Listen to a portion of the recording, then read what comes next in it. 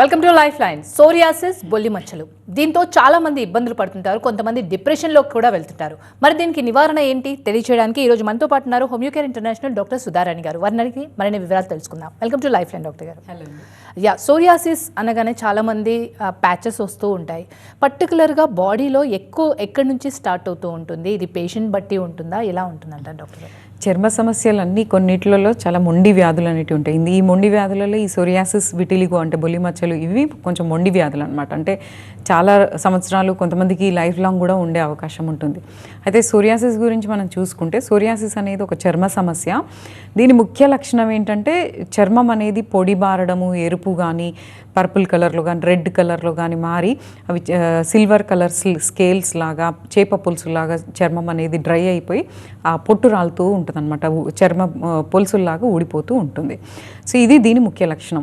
ఈ సోరియాసిస్ అనేది ఏంటంటే ఒక ఆటోఇమ్యూన్ డిజార్డర్ అని చెప్పొచ్చు. అంటే మన రోగనిరోధక శక్తి కణాలే మన చర్మం యొక్క కణాలను డ్యామేజ్ చేస్తూ ఉంటాయి అనమాట. అంటే ఇమ్యూన్ సిస్టమ్ ఏదైతే మనకి వైరస్, బ్యాక్టీరియా ఇవి బయట నుంచి రాకుండా మన ఇమ్యూన్ సిస్టమ్ ఏదైతే కాపాడుతుందో, ఈ ఇమ్యూన్ సిస్టమ్కి సంబంధించిన కణాలు అనేటివి మన చర్మాన్ని డ్యామేజ్ చేస్తూ ఉంటాయన్నమాట.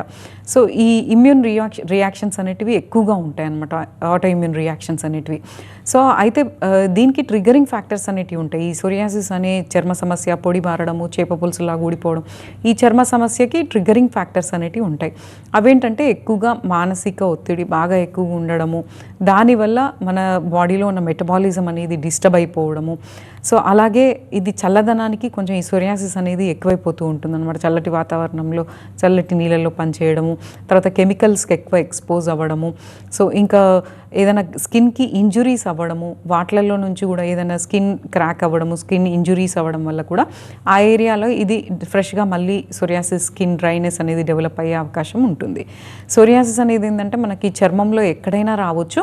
సో ఇదేంటంటే జనరల్గా మిడిల్ ఏజ్ నుంచి ఏజ్డ్ వాళ్ళలో జనరల్గా కనిపిస్తూ ఉంటుంది అనమాట. సో ఇది కొన్నిసార్లు జెనెటిక్ హెరిడిటరీ కూడా ఉంటుంది. అంటే మన పేరెంట్స్కి, గ్రాండ్ పేరెంట్స్కి ఇట్లా ఉన్నట్లయితే కొంతవరకు పిల్లలకి ఆ ట్రిగ్గరింగ్ ఫ్యాక్టర్స్కి ఎక్స్పోజ్ అయినప్పుడు వచ్చే అవకాశాలు ఎక్కువగా ఉంటాయి. సో మానసిక ఒత్తిడికి ఇది ఎక్కువ కావచ్చు, స్కిన్ ఇంజురీస్కి ఎక్కువ కావచ్చు, డ్రై స్కిన్ ఉన్న వాళ్ళకి కొంచెం ఎక్కువగా రావచ్చు, స్కిన్కి గాయాలైనప్పుడు అందులో నుంచి ఇది వచ్చే అవకాశం ఉంటుందన్నమాట. సో ఇందులో కూడా ఈ ఏ ఏరియాలో వస్తుంది అనే దాన్ని బట్టి, ఎలా వస్తుందనే దాన్ని బట్టి దీంట్లో కొన్ని రకాలు అనేటివి ఉంటాయి. సోరియాసిస్ అనగానే అందరు చేప పులుసులు ఊడిపోతుంది, లేదంటే పొట్టు రాలుతుందని అనుకుంటారు, కానీ దీంట్లో మళ్ళీ రకాలు అనేటివి ఉంటాయి.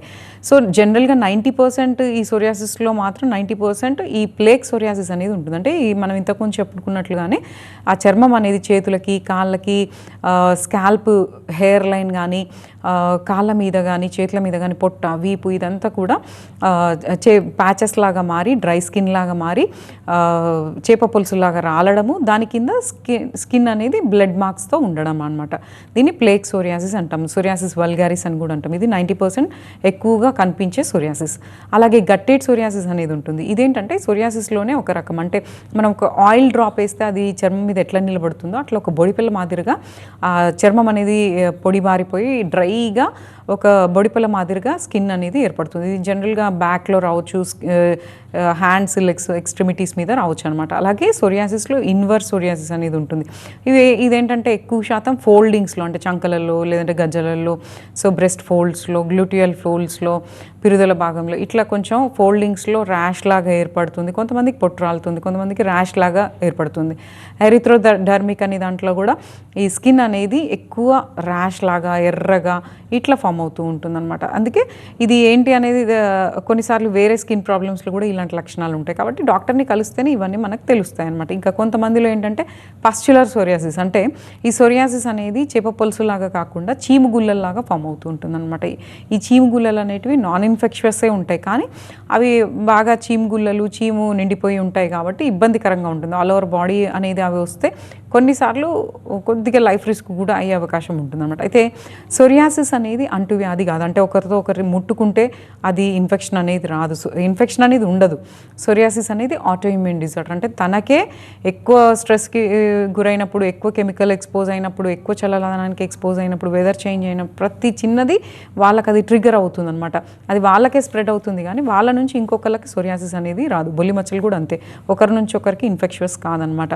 సో అయితే దీంట్లో దీంట్లో ఏంటంటే మనకి ట్రీట్మెంట్ అనేది ప్రాపర్గా తీసుకోనట్లయితే ఇది క్రానిక్ డిసీజ్, ఇది ఒక మొండి వ్యాధి, కొంతమందిలో ఇది లైఫ్ లాంగ్ తగ్గుతూ పెరుగుతూ ఉంటుంది కాబట్టి సో దీంట్లో కేర్ బాగా తీసుకోవాలన్నమాట. ఏంటంటే ఈ సోరియాసిస్లో చర్మం ఎట్లా డ్యామేజ్ అవుతుందో, స్కిన్ అనేది ఎట్లా ఇన్ఫ్లమేషన్కి గురవుతుంది. కొన్నిసార్లు ఏమవుతుంది అని అంటే రక్తనాడులలో కూడా ఇన్ఫ్లమేషన్ అంటే వాపు గురయ్యే అంత కూడా దీని సివియారిటీ అనేది కొన్నిసార్లు ఏర్పడుతుంది అనమాట. అలా రక్తనాడులకు ఎఫెక్ట్ అయినప్పుడు అది మళ్ళీ హార్ట్ స్ట్రోక్స్కి ఎఫెక్ట్ అవ్వడము, స్ట్రోక్ రిస్క్ అనేది కలగడము, హార్ట్ ప్రాబ్లమ్స్కి దారితీయడము, కొన్నిసార్లు బీపీకి దారితీయడం, షుగర్కి దారితీయడం లాంటివి జరుగుతుంటాయి. కాబట్టి సోరియాసిస్ని మనం నెగ్లెక్ట్ చేయకూడదు. కొంతమందిలో ఏంటంటే ఒక 30% ఈ సోరియాసిస్ ఉన్న వాళ్ళలో 30% సోరియాటిక్ ఆర్థరైటిస్ అంటే కీళ్ళ వాతాలు వచ్చే అవకాశం ఉంటుందన్నమాట. అంటే ఇది చర్మాన్ని ఎట్లా ఇన్ఫ్లమేషన్ చేస్తుందో జాయింట్ల చుట్టూ ఉండే పొరలు కూడా డ్యామేజ్ అవ్వడము, లేదంటే అవి వాటిల్లో ఇన్ఫ్లమేషన్ అనేది రావడం కూడా వల్ల మనకి సోరియాటిక్ ఆర్థరైటిస్ లాంటి దానికి దారితీసే అవకాశం ఉంటుంది. అయితే దీనికి ఇప్పుడు భయపడాల్సిన పని లేదు. సోరియాసిస్కి మనకి ట్రీట్మెంట్స్ ఉన్నాయి, మెడికల్ ట్రీట్మెంట్స్ ఉన్నాయి. ఓన్లీ మందుల ద్వారా ఎలాంటి దుష్ప్రభావాలు లేకుండా నెమ్మదిగా ఆ స్కిన్ అనేది నార్మల్ కండిషన్కి వచ్చి పొట్టు రాలడం అనేది తగ్గి, ఈ ఆర్థరైటిస్ అనేటివి ఆల్రెడీ మీకు కాంప్లికేషన్స్ ఉన్నట్లయితే ప్రతి స్టేజ్కి ప్రతి టైప్కి మెడికేషన్ అనేది ఉంటుంది. హోమియోపతి ట్రీట్మెంట్స్ అనేటివి న్యాచురల్ ట్రీట్మెంట్, ఇందులో కెమికల్ స్టిరాయిడ్ అనేది యూజ్ చేయం కాబట్టి సో న్యాచురల్ రెమెడీస్ తోటి నెమ్మదిగా మీకు సివియారిటీ అండ్ ఇంటెన్సిటీ అనేది తగ్గుతూ స్కిన్ అనేది స్మూత్ అవ్వడం జరుగుతుంది. ఈ సోరియాసిస్ అనేది ఇంతసేపు నేను చెప్పిన రకాలే కాకుండా ఇది వచ్చే ఏరియాని బట్టి, అంటే కొంతమందికి ఓన్లీ పామ్స్కి, అరిచేతులకి అరికాళ్ళకి వస్తూ ఉంటుంది. అవి క్రాక్స్ లాగా పగిలిపోయి రక్తాలు గారుతూ ఇటు నల్లగా అయిపోయి ఇట్లా ఉంటుంది. దాన్ని మనకి అరిచేతులకు వచ్చే వాటిని పామార్ సోరియాసిస్ అంటాము. అలాగే పాదాలకు వస్తాయి, బాగా క్రాక్స్ వచ్చేసి నల్లగా అయిపోయి నడుస్తుంటే ఆ క్రాక్స్ పగిలిపోయి బ్లీడింగ్ అవుతూ ఇట్లా ఉంటాయి అన్నమాట. బాడీ అంతా బాగానే ఉంటుంది కానీ అరిపాదాలకు వస్తుంది. సో దీన్ని ప్లాంటార్ సోరియాసిస్ అంటారు. అలాగే సోరియాసిస్ అనేది బాడీ అంతా లేకుండా ఓన్లీ హెయిర్లో, స్కాల్ప్లో అనేది స్కాల్ప్ అంతా డ్రై అయిపోయి ఒక ప్యాచెస్ మాదిరిగా ఏర్పడి పొట్టు రాలుతూ ఉంటుంది, డాండ్రఫ్ లాగా ఉంటుంది. చాలామంది ఇది గమనించుకోలేరు, డాండ్రఫ్ అనుకుంటారు కానీ వాళ్ళకి డ్రెస్ మీద పడిపోతూ ఉంటుంది, కిందికి పడుతూ ఉంటుంది. తలస్నానం చేసినప్పుడు బాగానే ఉంటుంది కానీ మళ్ళీ 1-2 డేస్లో మళ్ళీ రిపీట్ అవుతుంది. హెయిర్ లైన్ అంతా డ్యామేజ్ అయిపోవడము, దీనివల్ల మళ్ళీ హెయిర్ ఫాల్ అయిపోవడము లాంటివి జరుగుతూ ఉంటాయి.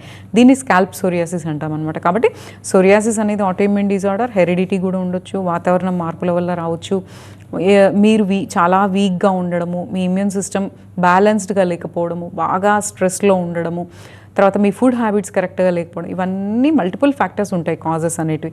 సో వీటన్నిటి వల్ల మన ఇమ్యూన్ సిస్టమ్ అనేది ప్రతికూలంగా దానికి రియాక్ట్ అయ్యి సో మన చర్మాన్ని డ్యామేజ్ చేస్తూ చర్మం అనేది normal skin texture, normal oil అనేది కోల్పోయి డ్రై స్కిన్ లాగా మారి ఆ స్కిన్ అనేది నార్మల్గా మనకేంటంటే కణాలు అనేటివి వెళ్ళిపోతూ ఉంటాయి, మళ్ళీ వస్తూ ఉంటాయి కొత్త కణాలు, అవి 30 డేస్లో అలా వస్తూ ఉంటాయి. కానీ ఈ సోరియాసిస్ ఉన్న వాళ్ళలో ఏంటంటే ఒక 2-3 డేస్లోనే అవి పోతూ ఉంటాయి, చనిపోతూ ఉంటాయి, మళ్ళీ కొత్తవి వస్తూ ఉంటాయి. సో ఇది చాలా ఫాస్ట్ సైకిల్స్ వల్ల ఇబ్బంది పడుతూ ఉంటారు అనమాట. ఈ సోరియాసిస్ చాలా సివియర్గా ఉన్నప్పుడు ఏమవుతుంది, శరీరం అంతా వాపుకు గురయ్యి చర్మం అంతా పొడి బారిపోయి టైట్ అయిపోయి కదలలేని స్థితికి కూడా వెళ్ళిపోతూ ఉంటారనమాట. కాబట్టి దీనికి ప్రతి స్టేజ్కి ట్రీట్మెంట్స్ అనేటివి ఉన్నాయి. చాలామంది ఏంటంటే లైఫ్ లాంగ్ స్టీరాయిడ్స్ లేదంటే అదర్ ట్రీట్మెంట్స్ వాడుతూ ఉంటారు. సో అయితే అలాంటప్పుడు ఏంటంటే పైపూతలు వాడుతూ ఉంటారు, కొంతమంది మందులు వాడుతూ ఉంటారు, తినే మందులు, కొంతమంది స్టీరాయిడ్స్ మీదకి వెళ్ళిపోతూ ఉంటారు. అయితే ఇంకా కాంప్లికేషన్స్ వచ్చిన వాళ్ళు కూడా ఉంటారు. వీళ్ళందరికీ ఏంటంటే మీరు ఆల్రెడీ మెడికేషన్లో ఉన్నా లేదంటే ఇప్పుడే స్టార్టింగ్ స్టేజ్లో గమనించుకున్నా మీకు ఏంటంటే ఒక 4 వారాలను మించి కాన్స్టెంట్గా ఏదైనా ఒకే ఏరియాలో కానీ లేదంటే మల్టిపుల్ బాడీలో అదర్ పార్ట్స్లో కానీ ఇట్లా డ్రై స్కిన్, పొట్టు రాలడము, డ్రై స్కేల్స్, ఇట్లా దురద బాగా విపరీతంగా ఉండి ఇలాంటి లక్షణాలతో ఉన్నట్లయితే డెఫినెట్గా ఫస్ట్ లైన్ ఆఫ్ ట్రీట్మెంట్ ఈ హోమియోపతి అనేది చూస్ చేసుకోండి. ఎందుకంటే హోమియోపతి వల్ల మనకి జరిగే లాభాలు ఏంటి అని అంటే ఇది శాశ్వత పరిష్కారం ఉంటుంది దీంట్లో. కాకపోతే కొంచెం లాంగ్ టర్మ్గా లిమిటేషన్స్ అనేవి ఉంటాయి. ఏ ప్రాబ్లం ఎంతకాలం నుంచి ఉంది, ఎంత తీవ్రతతో ఉందని దాన్ని బట్టి మనకి సిమ్టమాటిక్ అండ్ కాన్స్టిట్యూషనల్ ట్రీట్మెంట్ ద్వారా సెట్ అయ్యే మందు కరెక్ట్గా వాడుకుంటే, కొన్నాళ్ళ పాటు వాడుకుంటే ఈ 3 to 6 వీక్స్లో మనకు రెస్పాన్స్ అనేది వచ్చేస్తుంది. కంటిన్యూ వాడుతూ ఉంటే అదంతా పర్మనెంట్గా క్యూర్ అవుతుంది. రైట్. మీరు ఇందాక ఆటో ఇమ్యూన్ డిజార్డర్ సోరియాసిస్ గురించి ఎక్స్ప్లెయిన్ చేశారు. ఇప్పుడు విటిలిగో అంటే కూడా బొల్లి మచ్చలపై కూడా చాలామంది బయటికి రావాలంటే కూడా ఇబ్బంది పడుతూ ఉంటారు. ఎక్కడైనా సోషల్ అకేషన్స్ అవుతుంటే కూడా వెళ్ళాలంటే ఇబ్బంది పడుతూ ఉంటారు.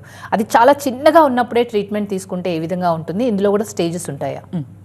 ఈ విటిలిగో అనేదాన్నే మనం బొల్లి మచ్చలని కూడా అంటాము. ఇది కూడా కొంచెం కాస్మెటిక్ ప్రాబ్లం ఇది.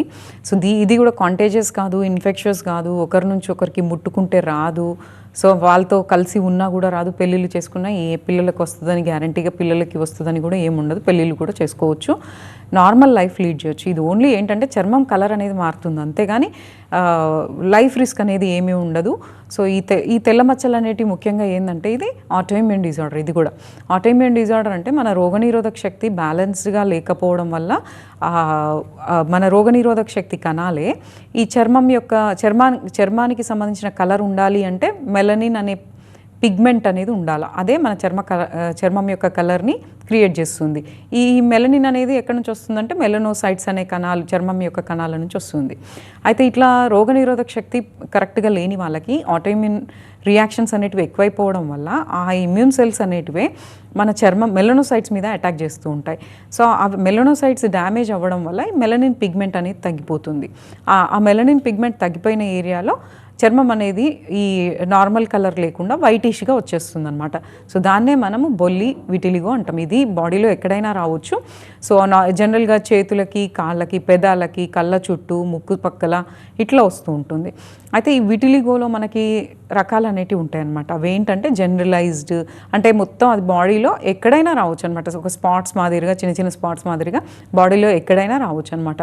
సో ఫోకల్ అనేది ఉంటుంది. ఫోకల్ అంటే బాడీ మొత్తంలో ఏదో ఒక స్పాట్ లాగా, ఒక్క దగ్గర ఒక చిన్న స్పాట్ లాగా ఉంటుంది. కొంతమందికి ఏంటంటే చిన్న స్పాట్ లైఫ్ లాంగ్ ఉంటుంది, కొంతమందికి ఒకటే నెలలో అది టోటల్ బాడీ స్ప్రెడ్ అవుతుంది.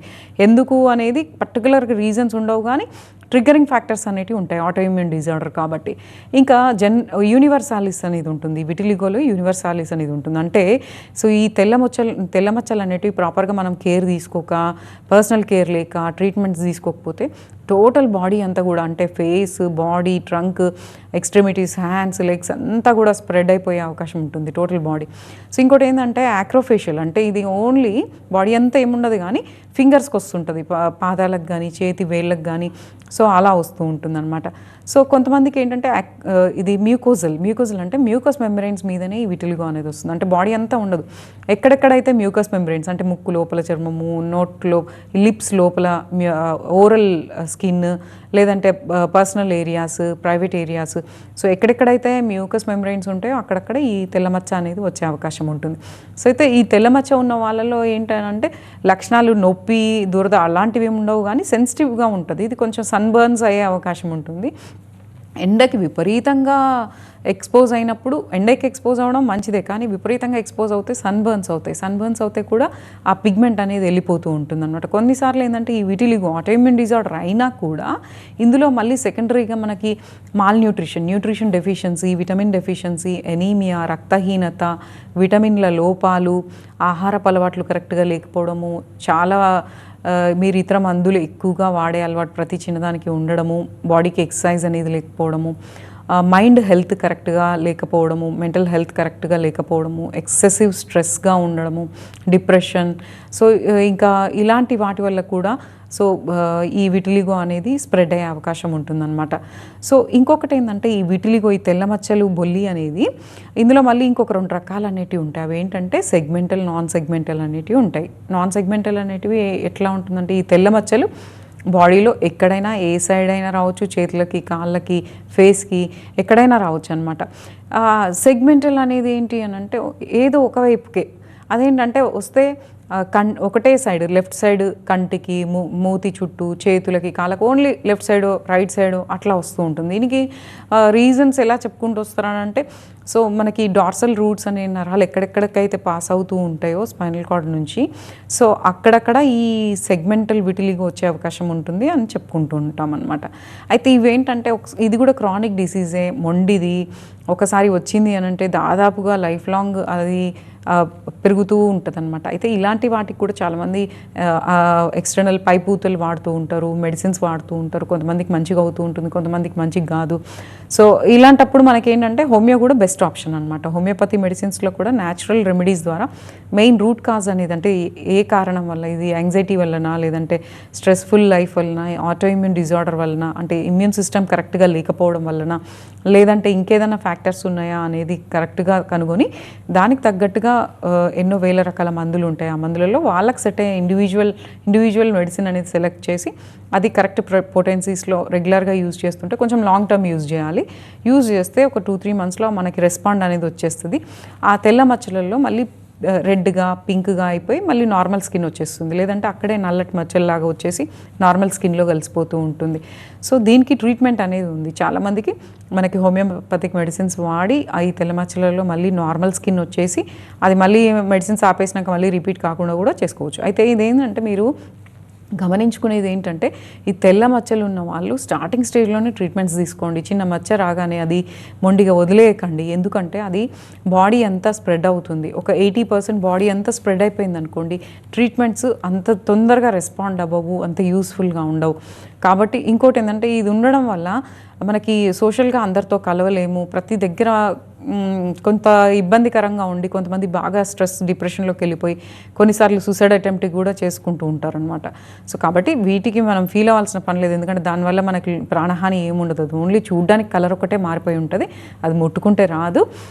కాకపోతే కొంచెం సెన్సిటివ్ అయిపోతుంది స్కిన్, ఎక్కువ ఎండకు ఎక్స్పోజ్ అయినప్పుడు బాగా మంట అనేది ఏర్పడడం, డిస్కంఫర్ట్ అనేది ఏర్పడుతుంది. కాబట్టి సో దీనికి స్టార్టింగ్ స్టేజ్లోనే గమనించుకొని మందులు వాడుకుంటారు, చిన్నపిల్లలకైనా మిడిల్ ఏజ్డ్ వాళ్ళకైనా. సో ఏ స్టేజ్లో ఉన్నా కూడా మనం మెడిసిన్ యూజ్ చేస్తూ కొంతమంది డైట్ సలహాలు ఇస్తూ ఉంటాం. అంటే డైట్ ద్వారా ఇది క్యూర్ అవుతుందని చెప్పలేం, కాకపోతే ఇంకా తొందరగా ఇంప్రూవ్మెంట్ వచ్చే అవకాశం ఉంటుంది, ఫర్దర్ డెవలప్మెంట్ కాకుండా ఉంటుంది. కాబట్టి ఇవన్నీ జాగ్రత్తలు తీసుకుంటూ ఎలాంటి దుష్ప్రభావాలు లేని హోమియోపతి ట్రీట్మెంట్స్ తీసుకుంటే విటిలిగోకి కూడా శాశ్వత పరిష్కారం ఉంటుందండి. ఓకే, ఈ విటిలిగో బొల్లి మచ్చలు ఏ వయసు వాళ్ళకి ఎక్కువగా వస్తుందంటారు? జెండర్ కూడా ఏదైనా ఉంటుందా?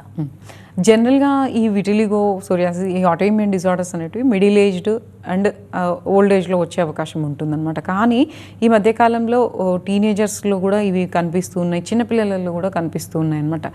అయితే విటిలిగోకి దగ్గరగా ఉండే కొన్ని చర్మ సమస్యలలో కూడా తెల్ల మచ్చలు అనేటివి ఏర్పడుతూ ఉంటాయి. ఇట్లా అవేంటివంటే ఎనీమియా, రక్తహీనత ఉన్న వాళ్ళకు కూడా కొంచెం తెల్ల మచ్చల్లాగా ఏర్పడుతూ ఉంటాయి ఫేస్ మీద, చేతుల మీద. కొంతమందికి ఫంగల్ ఇన్ఫెక్షన్స్లో, సిబ్బమ్ అనే ప్రాబ్లంలో, పిటీరియాసిస్ ఇలాంటి వాటిలలో కూడా చర్మం అనేది తెల్లబడుతూ ఉంటుంది. కొన్ని డెఫిషియన్సీస్ వల్ల కూడా, విటమిన్ డెఫిషియన్సీస్లో కూడా తెల్ల మచ్చలు అనేటివి ఏర్పడుతూ ఉంటాయి. అయితే అది ఇన్ఫెక్షన్ వల్ల వస్తుందా, లేదంటే ఏదైనా వాటర్ చేంజ్ వల్ల వస్తుందా, లేదంటే పుట్టుకతోనే అల్బినిజం అంటాం అనమాట. అంటే కొన్ని జన్యు లోపాల వల్ల వాళ్ళ స్కిన్ కలరే పుట్టుకతోనే వాళ్ళది వైట్ స్కిన్ అనేది ఏర్పడుతూ ఉంటుంది. సో అది డిఫరెన్షియేట్ చేసుకొని కరెక్ట్గా ప్రాపర్గా రూట్ కాజ్ ఏంటి, డయాగ్నోసిస్ కరెక్ట్గా చేసుకొని మందులు వాడుకుంటే ఈ తెల్ల మచ్చలకి అది సెగ్మెంటల్ అయినా, నాన్ సెగ్మెంటల్ అయినా, జనరలైజ్డ్ అయినా, ఫోకలైజ్డ్ అయినా, కళ్ళ చుట్టూ ఉన్న, మూతి మీద ఉన్న, అంటే లిప్స్ మీద ఉన్న, లేదంటే చేతి వేళ్ళకి కానీ, లేదంటే ప్రైవేట్ ఏరియాస్లో కానీ, లేదంటే ఆల్ ఓవర్ బాడీలో ఎక్కడున్నా కూడా దానికి మెడికేషన్ ఉంటుంది. ఇంటర్నల్ మెడికేషన్ వాడుకుంటే అది మెల్లమెల్లగా మళ్ళీ నార్మల్ పిగ్మెంట్ అనేది ఫామ్ అయ్యి నార్మల్ స్కిన్ వచ్చే అవకాశం ఉంటుందన్నమాట. ఓకే, మీరు వెటిలిగోలో కూడా చాలా రకాలు చెప్పారు. అయితే ఒక్కొక్కరి బాడీ బట్టి మీకు ట్రీట్మెంట్ ఉంటుంది. వన్స్ ట్రీట్మెంట్ స్టార్ట్ చేశాక ఎన్నాళ్ళు పట్టొచ్చు అంటారు ట్రీట్మెంట్ కంప్లీట్ అయిపోయే వరకు? విటిలిగో అనేది ప్రతి ఒక్కరికి ఒక టైం పీరియడ్ అనేది ఉండదన్నమాట. అది ప్రతి ఇండివిజువల్కి కొంచెం చేంజ్ అవుతూ ఉంటుంది. అంటే జస్ట్ మీకు ఒక చిన్న స్పాట్ వచ్చింది, ఇప్పుడు రీసెంట్గా కనిపించింది, వెంటనే మీరు ట్రీట్మెంట్ స్టార్ట్ చేస్తే విదిన్ ఫ్యూ వీక్స్లో అది రికవరీ అయ్యే అవకాశం ఉంటుంది. సో ఆల్రెడీ మీకు ఒక 10-15 ఇయర్స్ నుంచి ఉంది ప్రాబ్లం, ఒక 80%, ఒక 50% స్ప్రెడింగ్ ఉంది, ఎన్నో రకాల ట్రీట్మెంట్స్ ఆల్రెడీ యూజ్ చేశారు, స్టీరాయిడ్స్ వాడారు అని అనుకుంటే దానికి ఒక లైన్ ఆఫ్ ట్రీట్మెంట్ అనేది ఉంటుంది. అయితే ఎంత మొండిగా ఉన్నా, ఏ ఏరియాలో ఉన్నా కూడా దానికి తగ్గట్టుగా మీ బాడీ ప్రతి ఇండివిజువల్ని హోమియోపతి అంటేనే కేస్ స్టడీ అనమాట. కేస్ స్టడీ అనేది ప్రాపర్గా చేసి వాళ్ళ వ్యాధి లక్షణాలు, రూట్ కాజ్, వాళ్ళ హిస్టరీ, దేనివల్ల వచ్చింది, ఆటోఇమ్యూన్ డిజార్డర్ అయినా, జెనెటికల్గా ఉందా, ఇంకా ఏదైనా డెఫిషియన్సీస్ ఉన్నాయా, ఇవన్నీ మేము కేస్ స్టడీ చేయడం ద్వారా, మానసిక తత్వాలు, శారీరక తత్వాలు అనేటివి ప్రాపర్ స్టడీ చేయడం ద్వారా ఈ 1000 మందులలో ప్రతి ఇండివిజువల్కి వాళ్ళ కాన్స్టిట్యూషన్కి సెట్ అయ్యే మెడిసిన్స్ ఉంటాయన్నమాట. అవి కరెక్ట్గా వాడుకుంటే 3 to 6 వీక్స్లో ఈ మెడిసిన్ అనేది సెట్ అయిపోతుంది. అది గ్రాడ్యువల్గా ఎవ్రీ మంత్ మన సిమ్టమ్స్లో, మన చర్మంలో తేడా అనేది వస్తుందన్నమాట.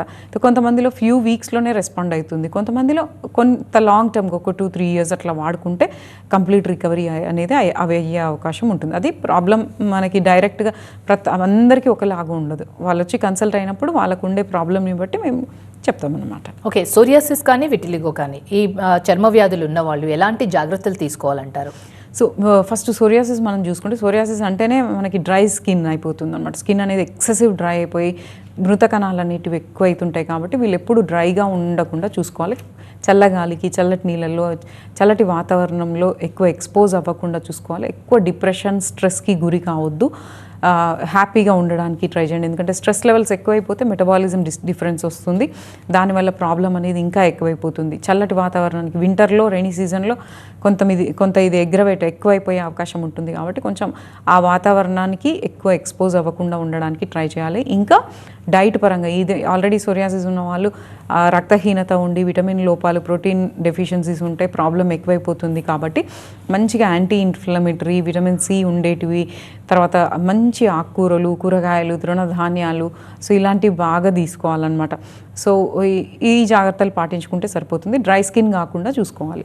అలాగే విటిలిగో ఉన్న వాళ్ళు కొంచెం ఎసిడిక్ ఫుడ్స్ కొంచెం కంట్రోల్ చేసి ఏదైనా కూడా బ్యాలెన్స్డ్ డైట్ అనేది తీసుకొని స్ట్రెస్ లెవెల్స్ తగ్గించుకొని స్కిన్ అనేది ఇంజురీ కాకుండా చూసుకోండి. స్కిన్ ఇంజురీ అయినా, క్రాక్స్ అయినా, అక్కడ కాలినా లేదంటే క్రాక్ అయినా, ఏదైనా దెబ్బలు తగిలినా అక్కడ నుంచి ఈ తెల్ల మచ్చలు ఇంకా పుట్టుకొని వచ్చే అవకాశం ఉంటుంది. కాబట్టి కొంచెం చర్మానికి దెబ్బలు తగలకుండా చూసుకోండి, మాయిశ్చర్ ఉండేలాగా చూసుకోండి, స్ట్రెస్ కంట్రోల్ చేసుకోండి, ఎక్కువ ఓవర్గా సన్బర్న్ కాకుండా చూసుకోండి. ఇలాంటివి చేస్తూ కొంచెం మంచి డైట్ తీసుకుంటూ హోమియోపతి ట్రీట్మెంట్స్ అనేటివి తీసుకుంటే అన్ని రకాల చర్మ సమస్యలకు ఉన్నాయి. విటిలిగోకు ఉంది, సోరియాసిస్కి ఉంది, ఆర్టికేరియాకు ఉంది, డర్మటైటిస్, ఎగ్జిమా, స్పిటీరియాసిస్, ఇట్లా చెప్పుకుంటూ పోతే చాలా రకాల చర్మ సమస్యలకి హోమియోపతి ద్వారా శాశ్వత పరిష్కారం ఉందండి. రైట్, సోరియాసిస్ అండ్ విటిలిగో గురించి చాలా చక్కగా ఎక్స్ప్లెయిన్ చేస్తారు. Thank you so much doctor. ఇది ఇవాళ లైఫ్ లైన్. చూస్తూనే ఉండండి TV9.